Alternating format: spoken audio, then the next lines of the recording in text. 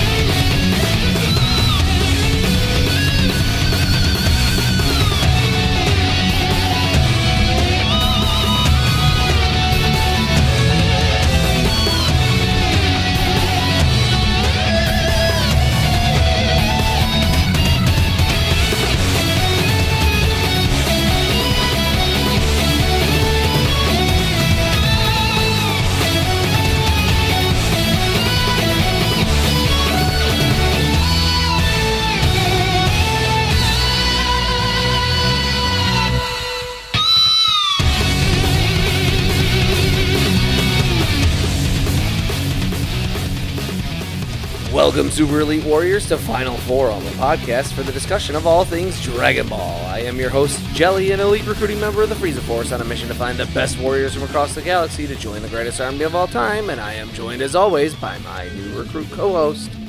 This is the Bekinney. And I did that all in one breath for the first time. And we're still on approach to the edge of the Delta Zone. I don't understand why we have to keep recording these podcasts and keep a record of how little we're achieving out here. It's a record of how much legwork we're doing, a log of our encounters, a list of where to go and where not to go to find various resources and fighters.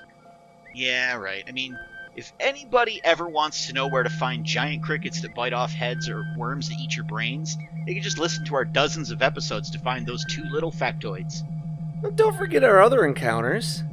We've killed pretty much literally everything else we've encountered, or just found emptiness. Yeah, but the Frieza Force is aware of how much we've done, is my point. And how spectacularly we've failed as well. Fine, be a pessimist. Well, one of us has to be.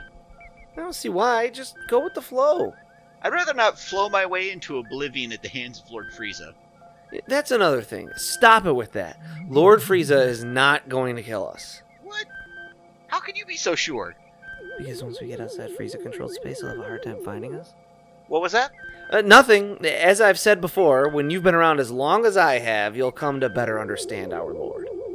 Sounded like you said we'd be harder to find, as in potentially harder to rescue when we come across danger once we leave Frieza-controlled space. What makes you think we'll need rescuing? However many episodes of this podcast we've done, that's what. Well, recent history is certainly not in our favor, but we knew the job would not be without dangers. Maybe you did. I assumed it would just be PR work. And speaking of PR work, let's delve into this week's topic and shill some Dragon Ball. Oh! And this week, we are finishing up Demon King Piccolo. We've got one episode 122. And then Yes. we will be talking about some manga. That's right. So, to kick us off, episode 122, titled The Final Showdown. I was kind of hoping for Final Countdown that we could do just like a nice little snippet, but that didn't work out. That would get us. Okay. That would probably okay. get us copyright strikes. So, Man, I can't do anything cool. So, episode 122. Goku's been giving Piccolo a hard time. He just won't die. He's holding on to Kito-un with his one good arm. How could he possibly continue this battle? Piccolo can't believe that a human would possibly keep up with him, and Goku shares that because of his tail, he might not actually be human. Please, please, please, don't tell me this is where Toriyama actually got the idea to make him an alien. That's almost too on brand. Anyways, both combatants are nearly out of energy, which means we're going back to a good old-fashioned brawl. Or we would be, if Piccolo wasn't, an evil bastard. He decides to take Tien hostage, removing whatever advantage Goku had remaining. Now that we're in hostage situation, it does seem appropriate that Yamcha and the others arrive at King's Castle, even Yajirobe. Back at the fight, Piccolo's using the hostage situation to full advantage, but instead of taking Goku out quickly, he decides to torture him first. That's kind of his MO. We've established that at this point. By using rocks to disable the rest of his working limbs. Goku almost has a smart thought where he tells Piccolo to go ahead and kill Tien. He can just revive him with the Dragon Balls later. Until Piccolo tells him that Shenlong is gone. No more wishes for anybody. Too bad that didn't hold up. The torture continues and all seems lost. Piccolo even discards his hostage. I get the feeling he's going to regret that. Piccolo flies up in the air to deliver the finishing blow, but Goku still has one working arm. He rocket propels himself with an energy blast and then pulls a reverse chest burster infused with the power of the Ozaru for a dramatic finish. Or is it finished? Piccolo barfs up another egg. I'm not sure where that comes up from with the hole in his chest, but it happens. Imploring his child to seek vengeance on his behalf, then activates his self-destruct sequence. Goku, having given all he possibly could, starts to plummet back to Earth. But luckily for him, Yajirobe swoops in to catch him. Yamcha, Bulma, and Lunch finally make it to the battleground as Yajirobe is taking him to get his injuries treated in the car that he stole earlier.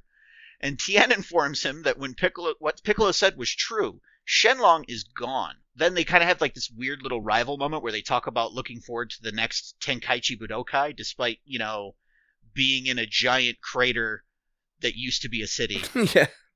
And then as Yajirobe's driving off, as I said, he passes the team that's on their way in and is late to the party. They see them drive by, but they're doubtful that it was actually Goku in the car. With Piccolo now out of the way, how will our heroes revive Krillin, Roshi, and Chaozu, along with everyone else murdered by Piccolo? Yeah, and that's the end of the Demon King Piccolo arc. It's good stuff, still.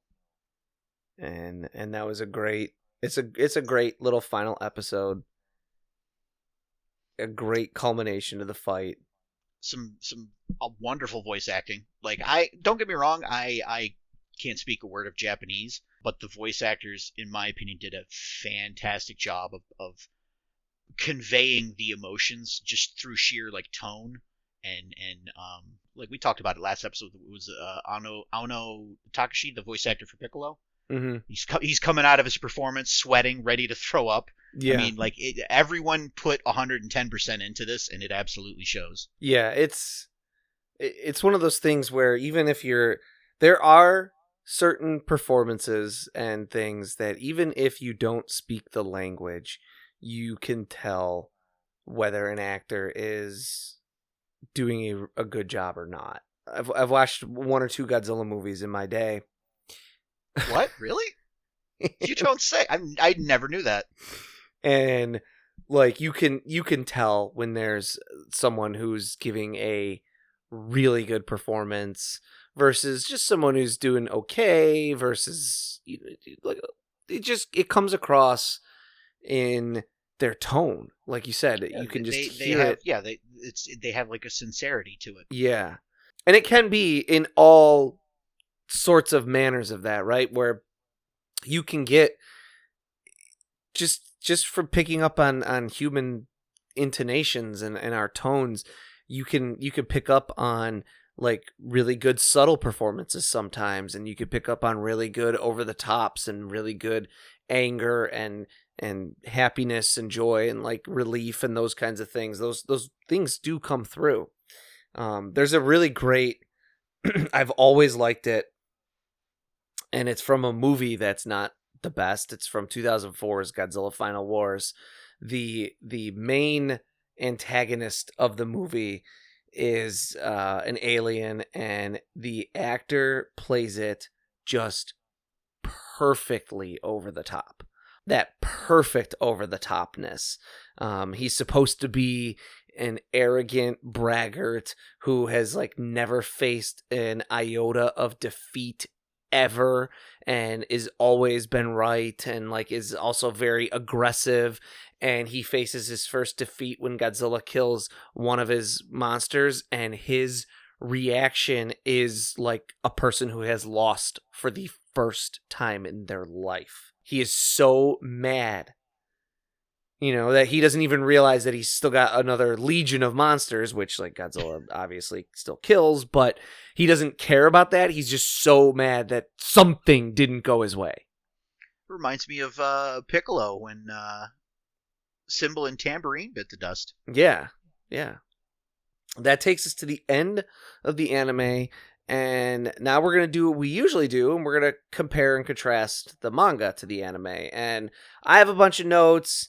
I mean, feel free if while we're doing something you want to jump in and mention at a part that I'm talking about, whether you noticed it or whatever, right? So Sure. In chapter 135, which is where we started reading right after. Remember, because we've been talking about this for 6 or 7 episodes now, and I'm sure we've had at least one.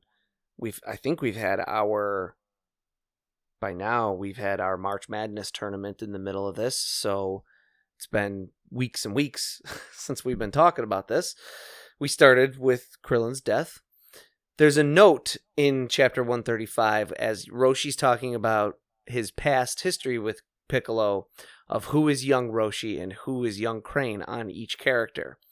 In the manga, this is the first time we're seeing them in a flashback, so Toriyama felt he needed to spell it out explicitly. The anime had the fortuitous circumstance of running behind the manga, and so it featured these characters previously when they first kind of like met each other. Throughout this chapter and the next couple, I noticed it's made more explicit that when Piccolo is wishing for youth, he's wishing for eternal youth and not just asking his age to be reset so that he can grow old once again. That in the slight difference there, yeah. In the dub, that definitely, I don't know if it was subtitled for you with him saying eternal youth, but like he never says eternal youth. I don't recall him in the anime specifically stating eternal youth. Yeah. It was more, I want my youth so that I can get my power back. Right. I think it's a little bit smarter to say eternal youth, right? Because then you're always that powerful. You're not just going to get old again. Makes sense. Also, I think that's a very good spin. You know, we always talk about the immortality wish, and boy, are you immortal or invulnerable? Because would you want to live forever with a broken spine? That type of thing. Yeah, this almost starts to take on like a genie quality, or like the monkey's paw, right? Where you got to be very specific about your wording. But just saying eternally youthful, I feel like that's not a bad. That's a pretty good way to get like immortality without, I guess, having to worry about being caught in a living hell. My daughter said that to me the other day. She said if I could wish for one thing, I forget how it came up, because we weren't talking about Dragon Ball, because she sadly does not care about Dragon Ball. But she said if I could wish for one thing, it would be to be able to stay young forever and never die, except if I got in a car accident or something. So she was like, I never want to die unless, like the sun explodes. I guess that makes sense. It'd be better than floating through space eternally, I guess. Yeah, in eternal agony. Yeah. Where was that a thing where there was like a thing about someone who was immortal who was like drowning forever? And that would be just ugh. That does trigger something in like mythology in my brain, I'm thinking, right? Mm-hmm. But like as far as Dragon Ball goes, it immediately makes me think of the Dead Zone. Yeah, that Garlic Jr. Yeah. That would not be fun. No, it would not be fun. In chapter 137, Piccolo explicitly talks about making his latest child, Symbol, in the form of a dragon, because he's going to be hunting for the Dragon Balls. He says, like, I will make you in the form of a dragon, since that is your purpose. This further enforces the discussion we had about Piccolo making his children deformities of himself instead of true Namekians. He has some control over how much power and likeness he imbues his children with, and he chooses to create creatures who are lesser than him. We talked about you can't create above yourself, but you can create on or below, and he's choosing to create below. Well, and so this is a thing that I was thinking about, because in the manga, I believe when he goes to make Symbol, Piano also mentions that him creating children causes him to like give up a chunk of his life force. Like he will die sooner when he does it. So it kind of makes sense that like he can't make creatures that are stronger than him because it would just kill him. Right. Which now makes the whole self-destruct bit at the end make a little bit more sense. There's actually a pretty funny panties joke at one point.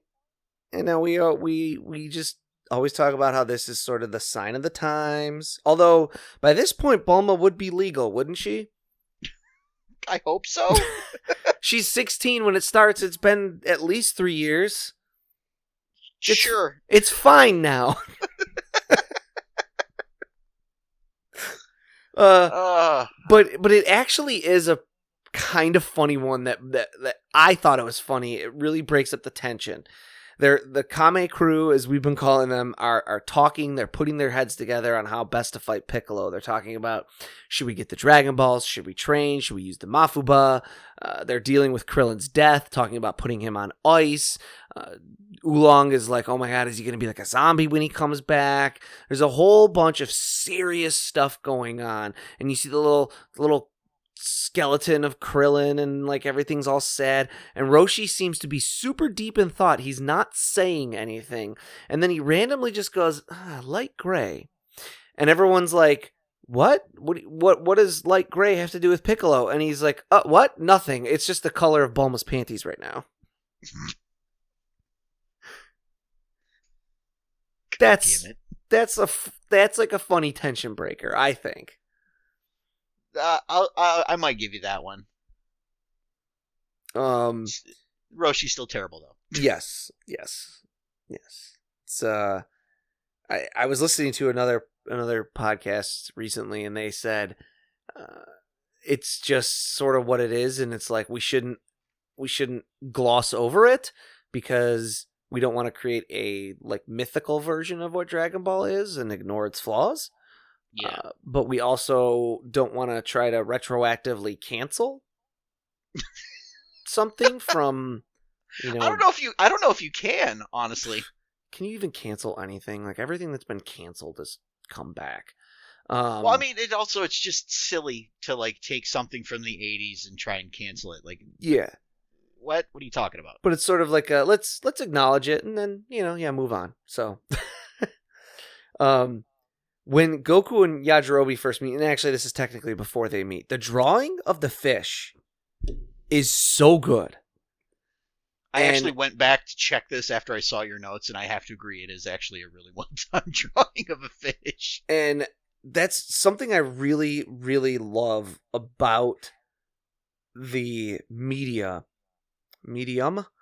of manga is this even could be a thing that would look good in the anime, and I feel like I remember it does look pretty good, but there's going to be so much else going on. The smoke is going to be moving over the fish, and the fire is going to be flickering, and Goku's probably not going to be standing still, and all those things. And when you just capture something really, really cool like this in like a snapshot of an instant, it has so much more of an impact sometimes. It's got almost like a portrait quality to it. Yeah. Goku, when him and Yajirobe are first like squaring off, he calls Yajirobe Fatso. I don't think that was in the anime, and that seems almost out of character. Yeah, I don't think that was in the anime. I can't remember what it was he did call him though. Like he did call him something. That's like it's like a little too nasty. There's also a really interesting thing though. Yajirobe wants to be called Lord Yajirobe, and he like kind of stickles on that. He emphasizes that a few different times. And this emphasizes what we said about Yajirobe having this samurai background. He wants to stand on ceremony. He wants acknowledgement of, despite the fact that he's poor and he's a ronin and he has no master, he wants that ceremonial acknowledgement of his previous station. Yeah, it seems a little weird, honestly, to me. It does, but it also like it's just one of those, it highlights kind of again the difference between Goku and pretty much everyone else, right? He doesn't care about pomp and circumstance and titles and things. True. And it gets him into... This is some of the least trouble, for sure, that it gets him into. But it gets Especially him into... considering he just stole the man's lunch. Like... It gets him into trouble. It ruffles people's feathers. It makes them sometimes not as quick to trust him because he doesn't get into all the honorifics. Tamborine's killings are gorier. In fact, it's all just gorier. That's like something... The Giran fight was way shorter. Yeah, for sure. And ended up with a pretty nasty Giran kill, if I'm being honest. Yes. One of the bigger ones that I noticed was when Tambourine is out killing everyone, he happens to stumble across Yamcha and Bulma. He gets Yamcha, like, what is he? Is he asking for directions to? Because they've actually moved Kame House at this point. Yeah. I remember when we came across this in the anime, it was so weird to me. So they had moved to Kame House, and then Team Turtle Crane had ran off to go start looking for Dragon Balls. And then Yamcha's out in the front yard, like, doing some light exercising because, his leg's healing or whatever. And then Tambourine flies in and basically, like, asks them for directions. And I believe it's Yamcha's the one that he's looking for. So he's, like, looking at the sheet that's supposed to have Yamcha's address on it, first of all, right? Mm-hmm. Yamcha's address shouldn't be Kame House, as far as I know. Maybe he was registered under Kame House. Okay, so if we just ignore that bit, then we just assume that he was staying at Kame House. He, like, asks for the address, and then Bulma just straight up goes like, "Hey, that's our address." Like, yeah. Oh, come on. You're supposed to be the smart one. But that's not in there. That's not in the manga at all. It's just that whole bit's just gone. It's just immediately after killing Giran, he gets his telepathic thing from Piccolo to go see what happened to Symbol. Right. That was a pretty significant. Like, there's no Yamcha getting saved by the bell because he's in the anime. He's gearing up to fight Tambourine, and then Tambourine gets the call and leaves. Yeah. There's no chasing Yajirobe around the world. At the very end of chapter 140, the very last panel is Goku's "I'm serious now" face, and it is so good. It's 140. It's right before 141. It's the very last panel. It's Goku's. Oh, where him and Tambourine are getting ready to square off. Yeah. It's his serious face. It's the you have broken through funny, happy-go-lucky Goku and found the pissed off, angry warrior. You done messed up. It's the look that he gives to Frieza on Namek, like right after he turns Super Saiyan. Yeah. Yeah. In chapter 141, there's a Godzilla mention. The specific mention is Tambourine is dead, and Piccolo's like, "Tambourine's dead too? What is out there?" And Piano is like, "Tambourine too? What is going on?" And Mai says, "Maybe there really is Godzilla." Fantastic. It's like Toriyama retroactively knew that we were going to make this podcast and make so many Godzilla references. He retroactively knew we were going to make our Godzilla podcast about Dragon Ball. Yes, there we go. That's the correct answer. I had chapter 142 starting with some iffy grammar, and I want to quote it exactly because it just got it was a little, okay. It was, "You kill, not killed, you kill two of my warriors whom I spawned from my pain." I felt like that should have been killed. I think grammatically it does work. But the translation that I read was slightly different. He goes, "Because of you, I've lost two warriors." I think he's I guess maybe he's speaking in like present tense. Yeah, it felt a little clunky. McClunky. It's probably more the translation than anything else, I think. Yeah. So there's a really interesting bit with Tien and talking to Roshi about the Mafuba that makes Tien, to me, a more interesting and layered character. He's talking with Roshi, I think this is in 142, and he's just talking about, like, you know, if only we knew how to use the Mafuba and seal him in. And Roshi says, if we tried and then failed, blah, blah, blah, blah, blah. And then Tien has a thought bubble on, like, the next page, and it goes, if we try. Just like I thought, he knows how to do it. So it's this really cool bit of character work here where he's we're like finding subtly out, trying to figure out if Roshi knows the technique or not. yes, everything that Tien has been saying to Roshi since Roshi said the only person ever that knew how to use the Mafuba was Master Mutaito, and I forbid anyone else from ever using it. That, like, all the, like, basically saying we're not doing it. Tien has been trying to figure out, does he know how to do it, and can he teach it to me? I like that. It makes Tien seem like a smarter kind of character, and Sure. and a little bit, like I said, a little more layered. It also kind of shows that Toriyama does do a little bit of planning. Yeah. It's not all slapped together at the last minute. Yeah. And then there is a joke with Yajirobe about Karen's pole or Karen's tower, where he asks if it's Karen, like I need to speak to the manager, Karen, which was not a thing in the 80s, so that's definitely not the joke being made here. But I wonder if this is some sort of translation thing. We talked in the past when we talked about Master Korin, which is what I call him, again, filthy dub watcher here, but about how Karen Tower is based on the sweet treat Carinto, which is the stack of, it's like, sounded like fried donut on a stick, basically, right? Like, I think that was kind of my takeaway on it. We know Yajirobe's obsessed with food.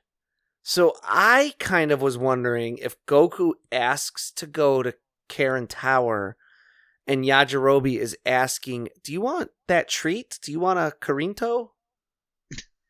Like, that's what I think might have been in the original. Yeah, where he's Japanese. like, "Hey, take me to the corn place, and what you want to eat some corn? Like what?"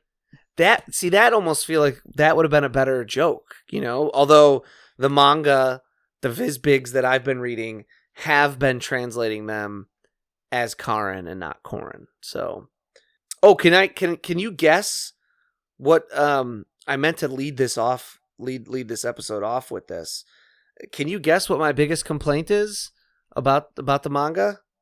That it's too good.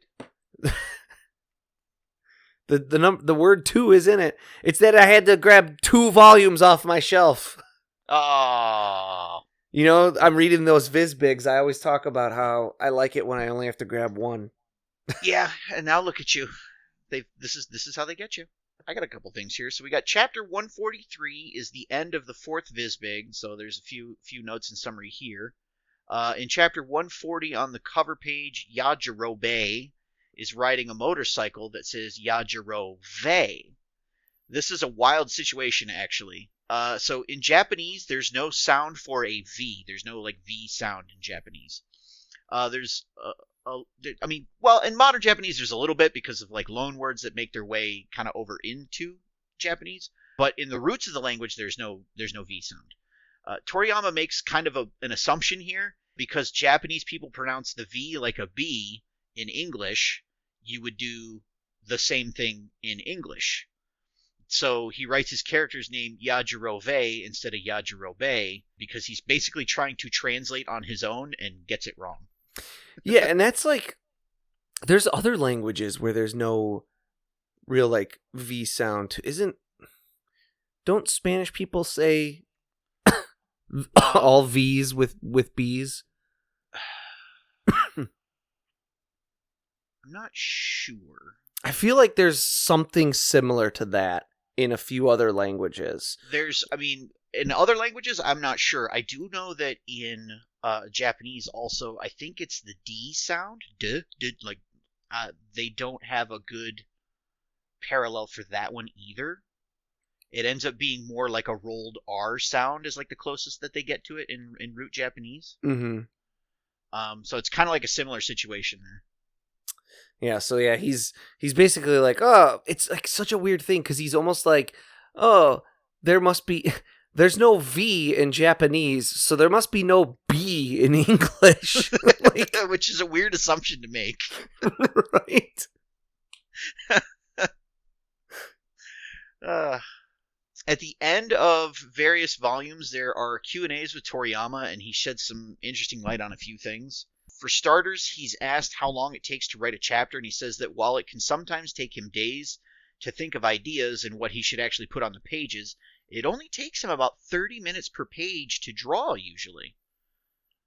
Which I thought was pretty impressive, to be fair. Yeah, that's a pretty keen insight into how badly he procrastinates if he's often turning stuff in such a short amount of time that there's no time to change it.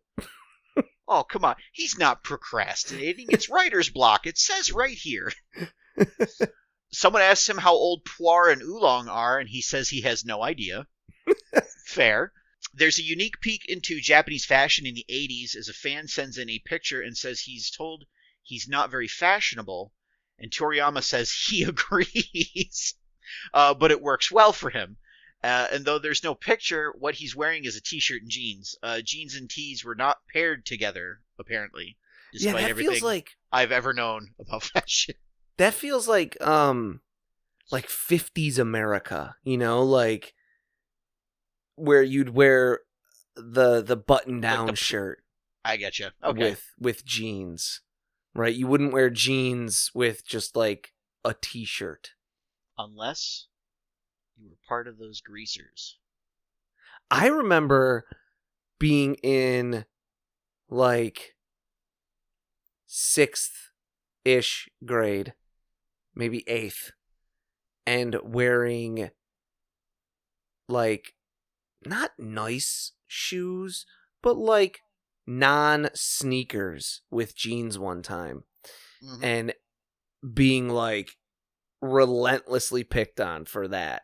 And then like 2 years later, it's what everyone did. That was like the thing in high school. You're just ahead of your time, that's all. Yeah. I think I just like had wet sneakers or something. But like, come on, man. It is funny just how fashion like changes like that, Oh, like, and like you just said, like it'll be one way, and then like literally a week later, it's something completely different. Yeah, seems almost arbitrary. Somebody compliments how clean and easy to follow his art is, which is very true. And he says he does it that way because he hates drawing detail because it takes so long. So when you get all those scenes that are basically the background's just a bunch of motion lines, it's because he just didn't want to draw a background. A fan asks if he's going to end the manga when Goku defeats Piccolo, but Toriyama reassures the person that he has no immediate plans to end the manga. So it seems that despite in many ways this could actually have been an appropriate ending for Dragon Ball, with minor tweaks, Toriyama never intended it to be. Yeah, you could have just basically, instead of have kind of Goku go off on his own, you could have you could have just kind of ended it with everyone coming to terms with the deaths of these characters, and Tien being like, "I'll see you around, Goku," and we'll all just have to learn to live with this loss. But hey, we defeated the evil, and that's the end. Bye bye. It's almost like he killed off Shenlong for like shock factor, and then like once the dust settled on this arc and he was like, no, we still have to keep doing this manga, he was like, wait, I've kind of written myself into a corner here. Yeah. But he says he had no plans to end it even as he was ramping up to this final fight, so it seemed like he was kind of building up towards a finish, but he wasn't actually. He gets asked about his glasses and says that he hates being nearsighted because when he goes to public pools, he has a hard time being able to look at the girls in their bikinis.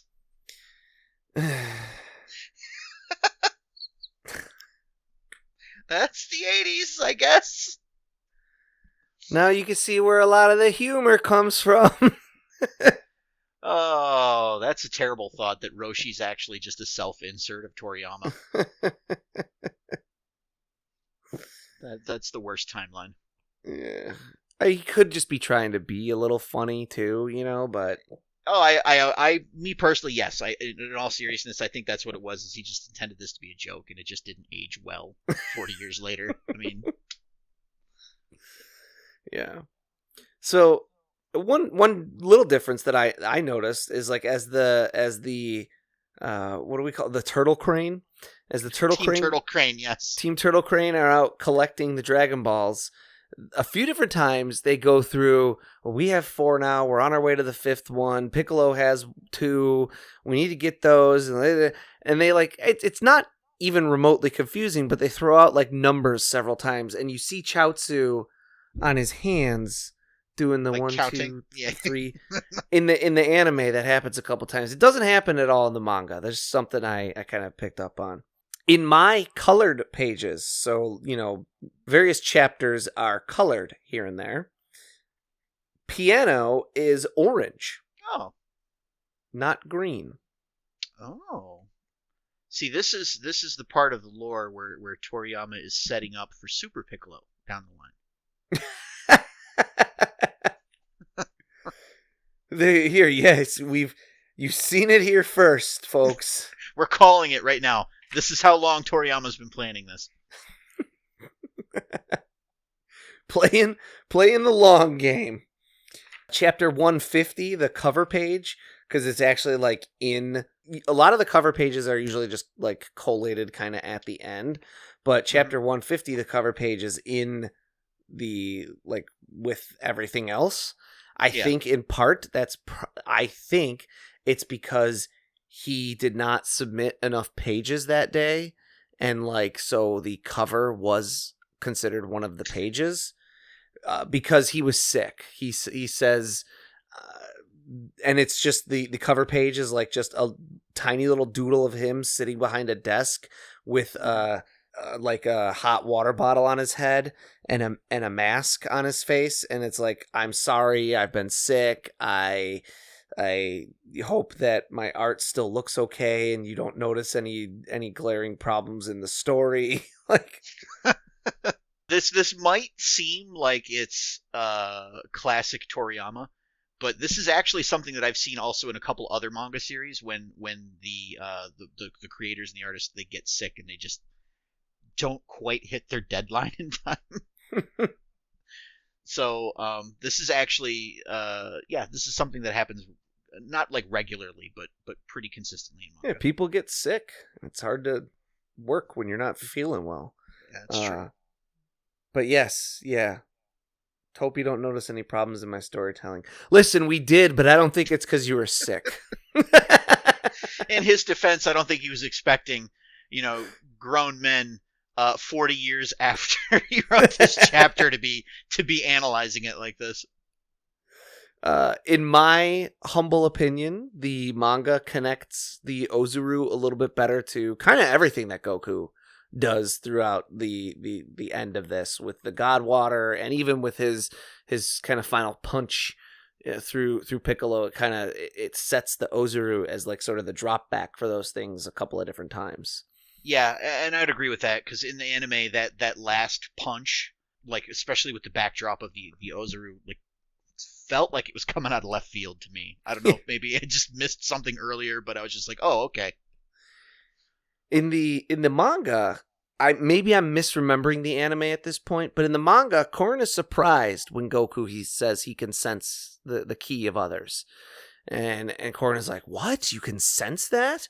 But in the anime, I feel like I remember Korin being like, "Ah, yes, that is. You are now so centered that you can sense other people's keys," and he feels like reaffirmed by this.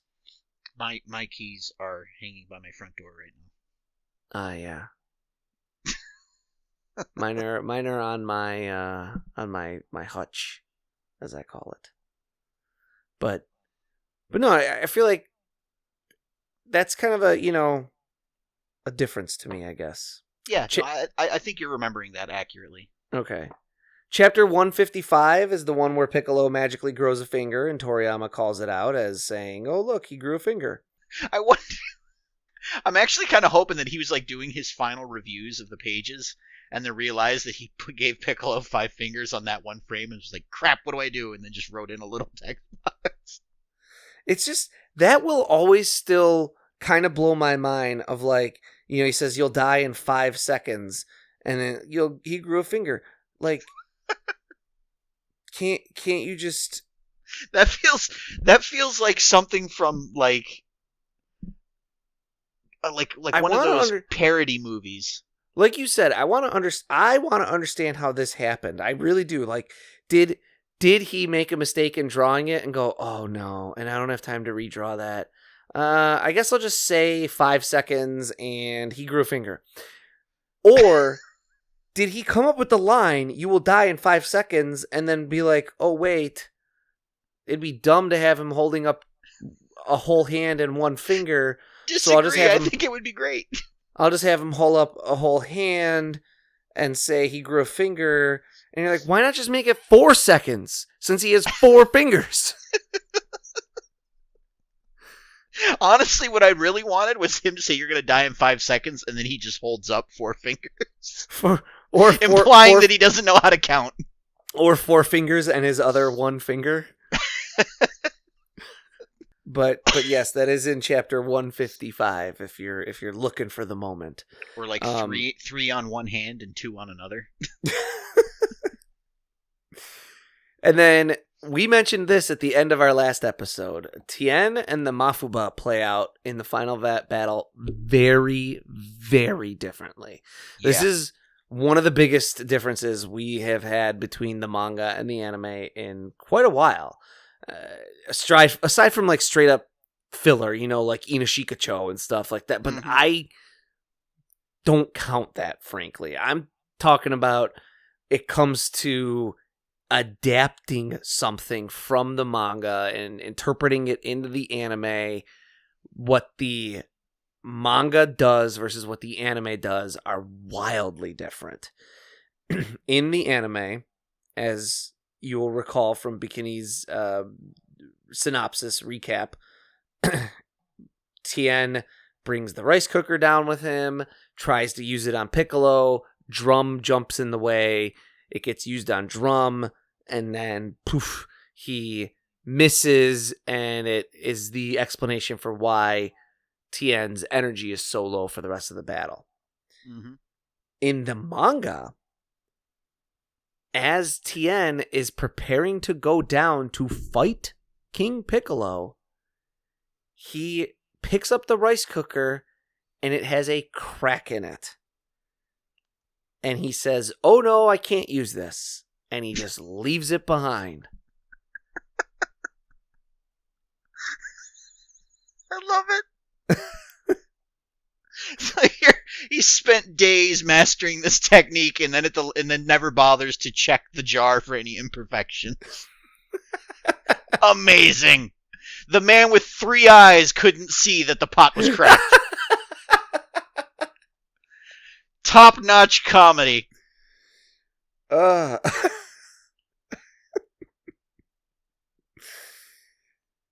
a significant difference, though, because then it really is. I did kind of pick up on a little bit more. It does seem like Tien gets sort of like his butt handed to him in the actual fighting then.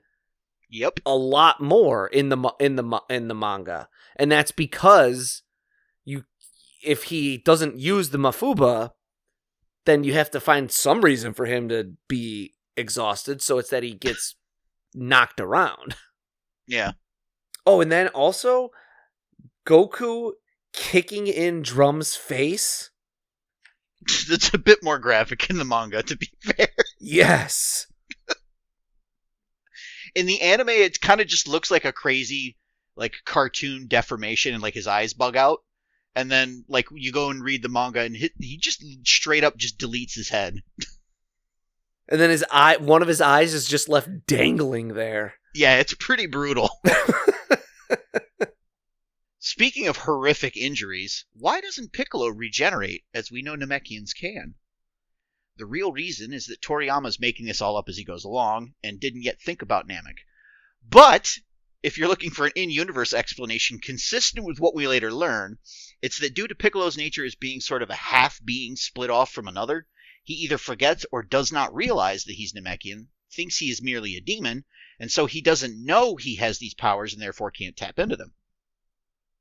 So this is pretty consistent with things we see in the future of the anime where like body-swapping characters like Captain Ginyu struggle to fully tap into the potential of the bodies in which they find themselves.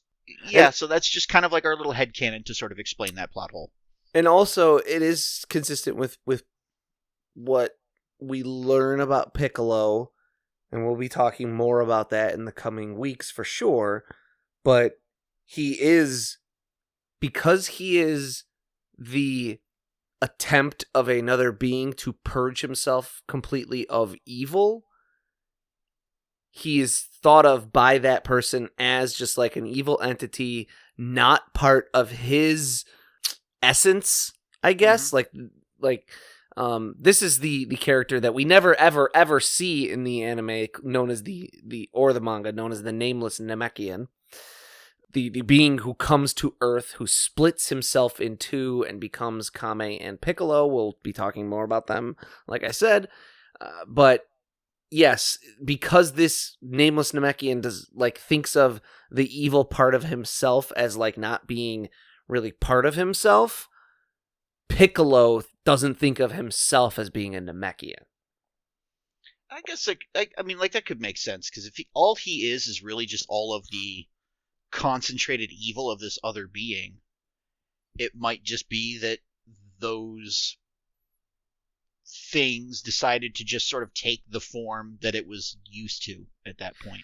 So maybe he's not even technically Namekian. Maybe he's just like kind of looks like one.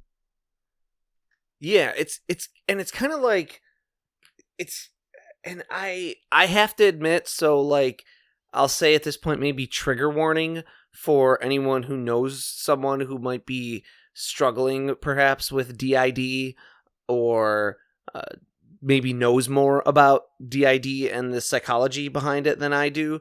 But it is like someone struggling with like a split personality or dissociative identity disorder, where they sort of think of the nastier parts of themselves that they're trying to repress as not being part of themselves. Mm-hmm. And so it creates this other personality that might even think of itself as like a completely different person with a completely different name. Even when they look in a mirror, see themselves as a completely different person. I actually really like that. That's a pretty solid theory. So there you go. That's another thing we've checked off the list. You know, that may be something. I wonder if we could get like that'd be a really interesting angle someday to list talk about. Of plot holes. Well, is to talk about like let's get someone who knows. Let's get a PhD in dissociative identity disorder and get them reading Dragon Ball. Well, I mean, based on the state of mental health in this country, I'm sure they're not really doing anything right now. Hey-oh!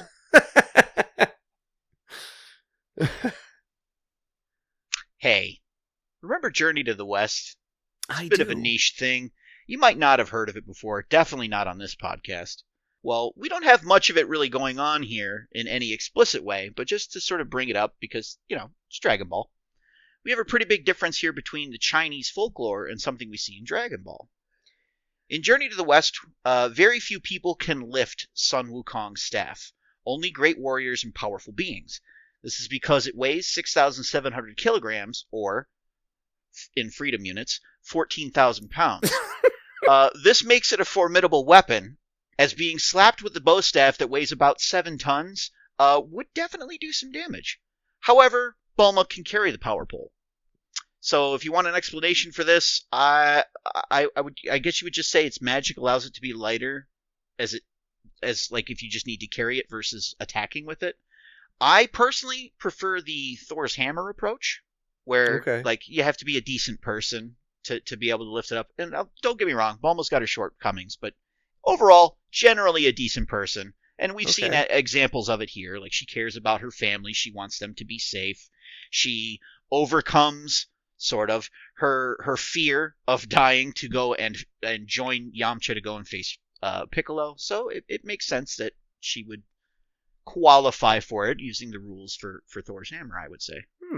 And you could also apply a bit of that sort of logic to it is useful when attacking people because it only hurts you if you've got malice in your heart. Oh, I like that too. Yeah, that's good. Yeah. I like it. Overall, great arc. Both versions, anime and manga, are pretty good. The manga one, definitely more streamlined for obvious reasons. Mhm. But in a lot of cases, I don't hold that against the anime. The only subplot in the anime that I had a problem with, like I mentioned last episode, was the whole Yamcha Bulma lunch thing, which I think if they had just maybe dropped a couple of those scenes, it would have made the whole thing like perfect, in my opinion. Yeah. I could see that. Couple of final little things here that pertain to my side of the world, as I call it very often. After being defeated, Piccolo explodes. And now Bekinney, I liked what you said though about like how if you're looking for like an in-universe sort of like in culture explanation for it, it's because he put so much of himself into the creation of Piccolo Jr. that it was like too much for him, like a power overload, and it made him explode. But the like real world inspiration for it is because of Tokusatsu and Toriyama being a big fan. In those, very often after Ultraman or the Sentai team or Kamen Rider or whichever hero defeats the enemy monster or alien, it explodes. And it's super awesome when it happens in like the old 60s stuff because really often they blow up the actual suit and fill it with like guts and blood and stuff, and they blow it apart and you see the chunks of viscera flying all over the place. And that's you're like, amazing. This was for 6-year-olds. Oh man, Japan's doing it right. But like, if you've ever watched Power Rangers, you've seen this. The monster at the end gets slashed with a sword and then explodes in a fireball. There's no reason for that. It's just the convention. I mean, by the time Power Rangers does it, it goes from just like a basic explosion to like a full-on pyrotechnic display. Yeah. And so Toriyama's just incorporating something from a thing he likes from a childhood favorite into his manga for kids. And honestly, it works. Yeah. It's awesome. And then one final note, in kaiju/tokusatsu reference. When Goku is going at Piccolo with all the power in his fist and his hand is glowing, interestingly, now this manga predates this by a lot. By real quick math, I think 11 years. But in the Gamera series, in the 90s, Gamera was revived. So he was created in like 1969 as a ripoff of Godzilla. Very cheap stuff that ran like I think 7 movies. Maybe I'm wrong on that. I'm not even gonna count them mentally. I'm just saying 7. Each one kind of believe you. It's around 7. It might be 8. It might be 6. It might be 9. It's in that realm. That just each one kind of got cheaper and cheaper until like Daiei Studios got so financially underwater that they weren't even sure they could stay open anymore, and the productions became so stressed and strained, and the money stopped rolling in so much that they just like stopped doing it. And then in the 90s, they brought Gamera back because Godzilla became popular again in the 90s. And they ran a trilogy of films directed by Shusuke Kaneko, who we've talked about as the director of the Death Note movies. We mentioned those, and we talked about how they're awesome. the Kaneko movies for Death Note. They were, actually. But he directs a Gamera trilogy, and these are like considered the gold standard of tokusatsu, like, period. They are some of the best. If you're into the genre, they are, quite frankly, some of the absolute best storytelling and effects you will find in this genre. In the third movie, facing his potential demise and up against the toughest opponent he's faced so far, Gamera gets his hand ripped off. And in a move of desperation, focuses his last remaining energy into creating a fire fist for himself. Cool. Which he then punches the enemy monster with, and it blows up like crazy. And I just noticed that similarity pretty strongly, personally. Yeah, I could see why. So I would be curious. That's something I would personally would be curious, and maybe one of my friends who's out there who's listening does know this, because these guys know more about kaiju stuff than I ever will. If I got the opportunity to talk to Shuzuke Kaneko, that would be a question I would ask him. I'd say, like, are you a fan of Dragon Ball? Because, the thing that you do with Gamera having a fire fist, like, Goku kind of did that one time. And then that's when the interview ends, as he's just deer in the headlights. Oh no, I've been found out. Well, I think stuff like that is cool. Oh yeah, that was my little homage to a thing I really used to like. Because he makes it his own, right? Goku Sure. Goku doesn't get his arm ripped off. and I mean, even if he was just like, yeah, I am a fan, and I didn't intend for that to be the thing. He could have just been like, I'm a fan, and it just like seeped into his subconsciousness. Sure. Yeah. We talk about that with Dragon Ball all the time. Is Toriyama is pulling things and doing stuff from stuff he has maybe seen in other movies or things and blah. He's not often doing it intentionally. It just is stuff that sort of seeps into your brain. Yeah, usually when it's like intentional, it's used like as an actual joke. Typically. Right. Or at least from what I've seen. Or a big moment in general. But this is the end of the arc. What are we, like you said, I pretty much echo your sentiments. I think the middle of the arc does get just a little like after especially in the anime, when Goku goes to Karin Tower and goes to get the Super God Water. There's the whole labyrinth sequence that is absolutely not in the manga at all. Yeah. There's a little bit of a slowdown there. But what are we rating this out of Dragon Balls? Ooh, I give this one a 6 out of 7. It's almost perfectly done. I agree. Absolutely. It's a super, super solid 6. If you're doing it, yeah, I always like to say what it would be out of 5, because that just works better in my brain. We do the Dragon Ball things because this is a Dragon Ball show, but this would be like a 4.5, like a hard and fast 4.5. Yeah, that's about right. I love it. I think it's really, really good stuff, and that should not. The fact that it's not a 5 or a 7 should not make you think that it's not awesome. Like, it's really, really awesome stuff. There's only one arc that for me is better than this one in Dragon Ball, and that arc is a direct result of this one. So be it known here and now that Bekinney is a big, big fan of minstrel characters. God damn it. No, that's not true. Well, here we are. The edge of Frieza-controlled space. Yep. Here we are. You really want to head out there? Into the unknown? We've done it before. Yeah, nearly died.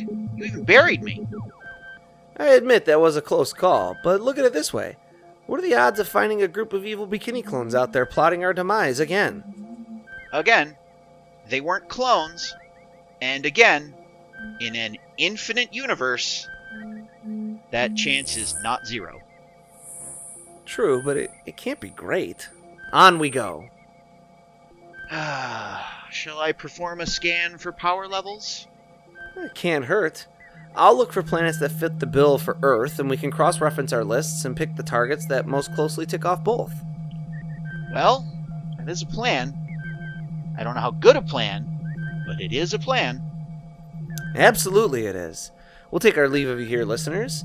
How many new planets will we need to explore? Will we ultimately find Earth? Find out next time and help us achieve our final forum.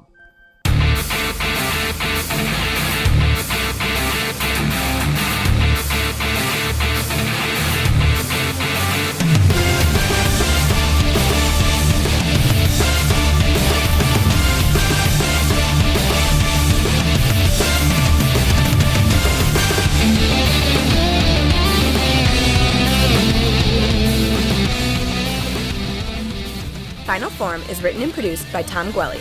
It is performed by Dan Kinney and Tom Gwelly. Our webmaster is Dan Kinney. Our theme music is provided by YouTube content creator GVG Kid. Want to learn more about the Dragon Ball universe, including concept art, behind-the-scenes interviews, and recommendations from Jelli and Bekinney? Connect with us on social media. Like us on Facebook, follow us on Twitter at Final Forum Pod. Make sure to subscribe, rate, and review wherever you receive your podcasts. And of course, make sure to share it with your friends and family and help us spread the word of the glory of Lord Frieza. The Frieza Force thanks you for your listenership.